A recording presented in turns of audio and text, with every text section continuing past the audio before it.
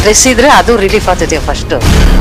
ಕಣ್ಣು ಕಾಣ್ತಿರ್ಲಿಲ್ಲ, ರಾತ್ರಿ ಹೊತ್ತು ತಡಕಾಡ್ತಿದ್ದೆ, ಇವಾಗ ಚೆನ್ನಾಗಿ ಕಾಣ್ತಾ ಇದ್ದದೆ. ನನಗೂ ಬ್ಯಾಕ್ ಪೇನ್ ಇತ್ತು. 1 ವರ್ಷ ಆಯಿತು. 1 ವರ್ಷದಿಂದ ಯಾವುದೋ ತೊಂದರೆ ಇಲ್ಲ ನನಗೆ. ನಾನು ಗಂಗೋತ್ರಿಯಿಂದ ಬಂದದ್ದು. ಓಂ ನಮಃ ಶಿವಾಯ. ಸಮಸ್ತ ಯೂಟ್ಯೂಬ್ ವೀಕ್ಷಕರಿಗೆ ಸಸ್ಯಾಮೃತ ರಮೇಶ್ ಮಾಡೋ ನಮಸ್ಕಾರಗಳು. ಸ್ನೇಹಿತರೆ, ಪ್ರತಿ ಎಪಿಸೋಡ್ನಲ್ಲೂ ಕೂಡ ಒಂದು ಸರಳವಾದ ಮನೆ ಮದ್ದಿನ ಬಗ್ಗೆ ತಿಳಿಸ್ಕೊಡ್ತಾ ಬರ್ತಾಯಿದ್ದೀನಿ. ಇವತ್ತು ಚಳಿ ಜ್ವರ. ಸ್ನೇಹಿತರೆ ಬನ್ನಿ, ಚಳಿ ಜ್ವರ, ತುಂಬ ಚಳಿ ಜ್ವರ ಹೋಗ್ತಾನೆ ಇರಲ್ಲ. ಕೆಲವ್ರು ಏನು ಮಾಡ್ತಾರೆ ಅಂತಂದರೆ ತುಂಬ 10 ದಿವಸ 15 ದಿವಸ ಆದರೂ ಚಳಿ ಜ್ವರ ಹೋಗಿರಲ್ಲ. ಕೆಲವರಿಗೆ ತುಂಬ ಬಾಧೆ ಪಡ್ತಾ ಇರ್ತಾರೆ ಅವರು. ಮತ್ತು ತುಂಬ ದುಡ್ಡು ಖರ್ಚು ಮಾಡ್ತಾರೆ. ಚಳಿ ಜ್ವರ ಬಂದಿರತಕ್ಕಂಥವ್ರು ತುಂಬ ದುಡ್ಡು ಖರ್ಚು ಮಾಡ್ತಾರೆ. ಸೊ ಮನೆಯಲ್ಲೇ ನಾವು ತಿಳಿಸಿರ್ತಕ್ಕಂಥ ಮನೆ ಮದ್ದನ್ನು ಬಳಸಿ ಮತ್ತು ಗಿಡಮೂಲಿಕೆಗಳನ್ನು ಬಳಸಿ ಯಾವ ರೀತಿ ಆರೋಗ್ಯದ ಸಮಸ್ಯೆಯನ್ನು ಸರಿ ಮಾಡ್ಕೋಬೇಕು ಅನ್ನೋದ್ರ ಬಗ್ಗೆ ಇವತ್ತು ಒಂದು ಸಂಪೂರ್ಣವಾದ ಒಂದು ಮಾಹಿತಿ ಕೊಡ್ತೀನಿ ನಾನು ನಿಮಗೆ. ಸ್ನೇಹಿತರೆ, ಈಗ ನಾನು ಎಕ್ಕದ ಗಿಡ ನೋಡಿ, ಈ ಎಕ್ಕದ ಗಿಡದ ಮುಂದೆ ಇದ್ದೀನಿ. ಈ ಬಿಳಿ ಎಕ್ಕದ ಗಿಡ ಸಾಮಾನ್ಯ ನಾವೇನು ಮಾಡ್ತೀವಿ ಅಂದರೆ ಬಿಳಿ ಎಕ್ಕದ ಗಿಡನ ಮನೆ ಮುಂದೆ ಇಟ್ಕೊಂಡು ಪೂಜೆ ಮಾಡೋದಕ್ಕೆ ಮಾತ್ರ ಬೆಳೆಸ್ತೀವಿ. ಸೊ ಇದರ ಸಂಪೂರ್ಣವಾದ ಒಂದು ಪ್ರಯೋಜನವನ್ನು ನೀವು ತಿಳ್ಕೋಬೇಕು. ಇದರ ಒಂದು ಎಷ್ಟೋ ಎಪಿಸೋಡ್ಗಳಲ್ಲೂ ಕೂಡ ನಾನು ತಿಳಿಸ್ಕೊಟ್ಟಿದ್ದೀನಿ. ಬಿಳಿ ಎಕ್ಕದ ಗಿಡವನ್ನು ನಾವು ಯಾವ ಮನೆ ಮದ್ದಿಗೆ ಬಳಸಬೇಕು ಮತ್ತು ಇದರ ಸಂಪೂರ್ಣವಾದ ಪ್ರಯೋಜನವನ್ನು ನಾವು ಪಡ್ಕೋಬೇಕು ಅನ್ನೋದ್ರ ಬಗ್ಗೆ ಒಂದು ಮಾಹಿತಿಯನ್ನು ನಾನು ಕೊಡ್ತಾ ಬಂದಿದ್ದೀನಿ ನಿಮಗೆ. ಇವತ್ತು ಚಳಿ ಜ್ವರ ಬಂದರೆ ಸ್ನೇಹಿತರೆ ದಯವಿಟ್ಟು ಅರ್ಥ ಮಾಡ್ಕೊಳ್ಳಿ. ಚಳಿ ಜ್ವರ ಬಂದಾಗ ಏನು ಮಾಡಬೇಕಂದ್ರೆ ಈ ಬಿಳಿ ಎಕ್ಕದ ಗಿಡದ 4 ಹೂಗಳನ್ನು ಕಿತ್ಕೊಳ್ಳಿ. 4 ಹೂಗಳನ್ನು ಅದನ್ನು ತೊಳಿಬೇಕು. ಅದರ ಹಾಲು ಬರ್ತಕ್ಕಂಥದ್ದನ್ನು ತೊಳಿಬೇಕು. ಸಂಪೂರ್ಣವಾಗಿ ಹಾಲು ಹೋಗಬೇಕು. ಹಾಲನ್ನು ತೊಳೆದಾದಮೇಲೆ ಆ 4 ಬಿಳಿ ಎಕ್ಕದ ಗಿಡದ ಹೂಗಳು ಮತ್ತು ಬೆಳ್ಳುಳ್ಳಿ, ಒಂದು 4 ರಿಂದ 5 ಹಿಲ್ಕು ಬೆಳ್ಳುಳ್ಳಿಗಳನ್ನು ತೆಗೆದುಕೊಳ್ಳಿ.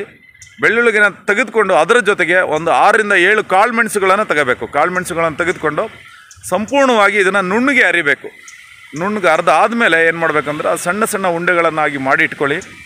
ಆ ಉಂಡೆಗಳನ್ನು ಊಟದ ನಂತರ, ಬೆಳಿಗ್ಗೆ ಮತ್ತು ಸಾಯಂಕಾಲ ಊಟದ ನಂತರ ಅದನ್ನು ನುಂಗಬೇಕು, 2 ಉಂಡೆಗಳನ್ನು.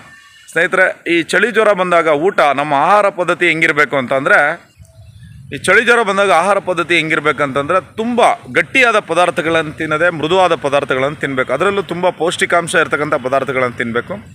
ಅಕ್ಕಿಯನ್ನು ಹುರಿದುಕೊಳ್ಳಿ. ಅಕ್ಕಿಯನ್ನು ಹುರಿದು ಅದನ್ನು ಸ್ವಲ್ಪ ಪುಡಿ ಮಾಡಬೇಕು. ಪುಡಿ ಹೇಗಿರ್ಬೇಕಂತಂದರೆ ರವೆ ರೀತಿಯಲ್ಲಿ ಇರಬೇಕು. ಅಕ್ಕಿಯನ್ನು ಹುರಿದು ರವೆ ರೀತಿಯಲ್ಲಿ ಪುಡಿ ಇರಬೇಕು. ಆ ಪುಡಿಯನ್ನು ಗಂಜಿ ಮಾಡಬೇಕು. ಆ ಪುಡಿಯನ್ನು ಹಾಕಿ ಗಂಜಿ ಮಾಡಬೇಕು. ಈ ಗಂಜಿಯನ್ನು ಕುಡಿಬೇಕು. ಜ್ವರ ಬಂದಿರತಕ್ಕಂಥವ್ರು ಈ ಗಂಜಿಯನ್ನು ಕುಡಿಬೇಕು. ಈ ಗಂಜಿಯನ್ನು ಕುಡಿದಾದ್ಮೇಲೆ ಏನು ಮಾಡಬೇಕಂದ್ರೆ ನೀವು 2 ಮಾತ್ರೆಗಳನ್ನು, ಉಂಡೆಗಳನ್ನು, ನಾನು ಹೇಳಿರ್ತಕ್ಕಂಥ ನುಣ್ಣಿಗೆ ಏನು ಹರ್ಕೊಂಡು ಇಟ್ಕೊಂಡಿದ್ರೆ ಆ 2 ಉಂಡೆಗಳನ್ನು ಬೆಳಗ್ಗೆ ಮತ್ತು ಸಾಯಂಕಾಲ ನೀವು ತಿಂತಾ ಬಂದಿದ್ದೆ ಆದರೆ ಕೇವಲ 2 ದಿವಸಗಳಲ್ಲಿ ಚಳಿ ಜ್ವರ ಸಂಪೂರ್ಣವಾಗಿ ನಮ್ಮಿಂದ ದೂರ ಹೋಗುತ್ತೆ. ಸ್ನೇಹಿತರೆ, ನೀವು ಮನೆ ಮದ್ದನ್ನು ಮಾಡಿ ಬಳಸಿ ಯಾವುದೇ ಸೈಡ್ ಎಫೆಕ್ಟ್ ಇಲ್ಲ, ಯಾವುದೇ ಅಡ್ಡ ಪರಿಣಾಮಗಳು ಇರೋದಿಲ್ಲ ಮತ್ತು ಅತಿ ಹೆಚ್ಚು ಖರ್ಚು ಮಾಡ್ತಕ್ಕಂಥ ಅವಶ್ಯಕತೆ ಇರಲ್ಲ ಮತ್ತು ತುಂಬ ದೂರ ಹೋಗಿ ಯಾವುದೇ ಚಿಕಿತ್ಸೆಯನ್ನು ಪಡಿತಕ್ಕಂಥ ಅವಶ್ಯಕತೆ ಇರಲ್ಲ.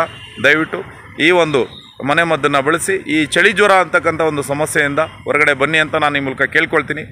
ಸ್ನೇಹಿತರೆ, ನನ್ನ ಚಾನಲ್ ಸಸ್ಯಾಮೃತ ಪಾರಂಪರಿಕ ನಾಟಿ ಮನೆ ಮದ್ದು, ಈ ಚಾನಲ್ನ ಯಾರು ಸಬ್ಸ್ಕ್ರೈಬ್ ಮಾಡಿಲ್ಲ ದಯವಿಟ್ಟು ಸಬ್ಸ್ಕ್ರೈಬ್ ಮಾಡಿ, ಶೇರ್ ಮಾಡಿ ಮತ್ತು ನಿಮ್ಮ ಸ್ನೇಹಿತರಿಗೂ ಕೂಡ ತಿಳಿಸ್ಕೊಡಿ ಅಂತ ನಾನು ಈ ಮೂಲಕ ನಿಮ್ಮಲ್ಲಿ ಕೇಳ್ಕೊಳ್ತೀನಿ. ನನ್ನ ಚಾನಲ್ಗೆ ನೀವು ಸಪೋರ್ಟ್ ಮಾಡಿ.